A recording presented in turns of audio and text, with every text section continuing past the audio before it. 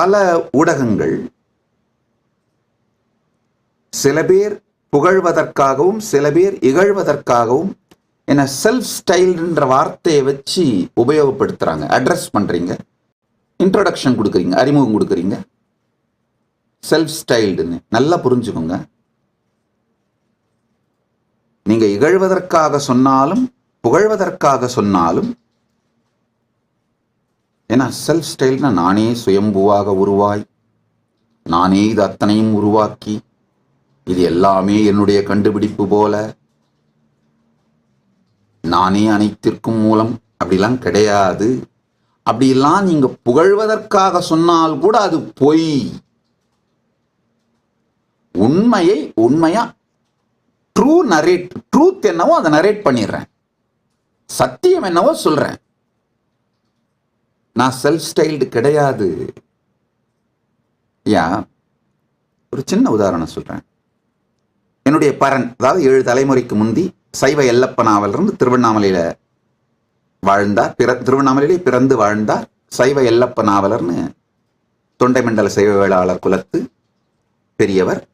அவர் சம்ஸ்கிருதத்தில் இருக்கிற ஸ்காந்த புராணத்தின் ஒரு பாகமான அருணாச்சல புராணத்தை தமிழ்ல வெண்பாவாக எழுதினார். என்னுடைய பாட்டனார் ஒரு தலைமுறைக்கு முன்பு, 7 தலைமுறைக்கு முன்பு சம்ஸ்கிருதத்தில் இருக்கிற அருணாச்சல புராணத்தை, ஸ்காந்த புராணத்தின் ஒரு பாகமான அருணாச்சல புராணத்தை தமிழில் வெண்பாவாக அவர் எழுதினார். எனக்கு முந்தைய தலைமுறை என்னுடைய பாட்டன் பாண்டுரங்கனார், அவர் அதை தமிழ் உரைநடையாக மாற்றி எழுதினார். தமிழ் உரைநடையாக, அது வெண்பாவிலிருந்து தமிழ் உரைநடையாக மாற்றி செய்தார், உரைநடை எழுதினார். நான் இப்போ அதை ஆங்கிலத்தில் மொழிபெயர்த்து ஏஐல எடுத்துட்டு அதாவது வியாசர் வழங்கிய மூலசூத்திரம், சம்ஸ்கிருதத்தில் இருக்கிற மூலசூத்திரம், என்னுடைய பரன் சைவ எல்லப்ப நாவலர் அவர்கள் எழுதிய தமிழ் வெண்பா, அதுக்கடுத்து என்னுடைய பாட்டன் எழுதிய அதனுடைய தமிழ் விளக்க உரை, இது அனைத்தையும் அழகாக வகுத்து ஆங்கிலத்தில் மொழிபெயர்த்து ஏஐல எடுத்துட்டு இப்போ நான் செஞ்சிட்டு இருக்கிறேன். இதில் நான் என்ன புதுசாக கண்டுபிடிச்சிட்டேன்? மாடர்ன் டெக்னாலஜியையும் உலகம் முழுக்க பல பேர் பலனடைகிற மாதிரி வேறு வேறு மொழிகள்லையும் இதை எடுத்துட்டு போயிருக்கேன் அப்படின்றது மட்டும்தான் என்னுடைய பங்களிப்பு. ஆழ்ந்து புரிந்து கொள்ளுங்கள். மொத்தமா என்னுடைய வாழ்க்கையே இந்த 2-3 வரிகள்ல முடிச்சிட்டேன். அப்புறம் நான் எப்படி செல்ஃப் ஸ்டைல்டா இருக்க முடியும்?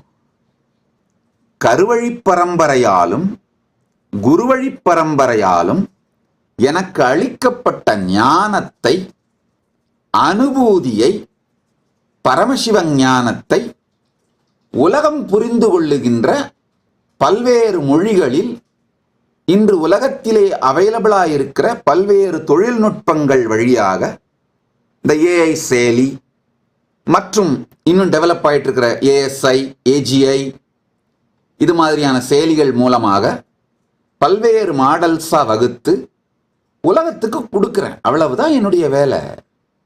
நல்லா புரிஞ்சுக்கோங்க. என்னை புகழ்வதற்காக, இப்போ என்னை இகழ்வதற்காக நான் செல்ஃப் ஸ்டைல்னு சொல்றவங்க, அவங்க அது அவர்களுடைய கருத்து, நாம ஒன்றும் சொல்றதுக்கு இல்லை. அது பொய்னு மட்டும் சொல்ல முடியும், அவ்வளவுதான். புகழ்வதற்காக செல்ஃப் ஸ்டைல்டு சுயம்புன்னு சொல்றீங்க பாருங்க, அவர்களுக்கு நான் சொல்ல விரும்புகிறேன், புகழ்வதற்காக கூட நீங்க செல்ஃப் ஸ்டைல்டுன்னோ என்ன சுயம்புன்னோ சொல்லி என்னுடைய குருமார்கள் செய்த தியாகத்தை தயவு செய்து வரலாற்றிலிருந்து மறைத்து விடாதீர்கள். நான் ஃபர்ஸ்ட் ஜெனரேஷன் சக்சஸ் கிடையாதுங்க. இந்த ஃபர்ஸ்ட் ஜெனரேஷன் சக்சஸா இருந்தா சுயம்பு, செல்ஃப் ஸ்டைல்டு அப்படின்னு சொல்லிக்கலாம். கிடையாது. மிகப்பெரிய பாரம்பரியத்தின் மறுமலர்ச்சி, ரிவைவல் அப்படின்னு வேணா சொல்லிக்கலாம்.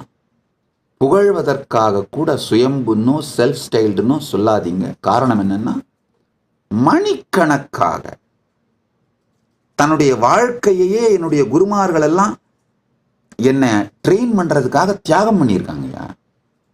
என்னால் பட்டியலிட முடியும். என்னுடைய ஆச்சாரியர்கள் ரகுபதி யோகி, குப்பம்மாள், திருவண்ணாமலையில் இசக்கி சுவாமிகள்னு இசக்கி சித்தர் வாழ்ந்தார்.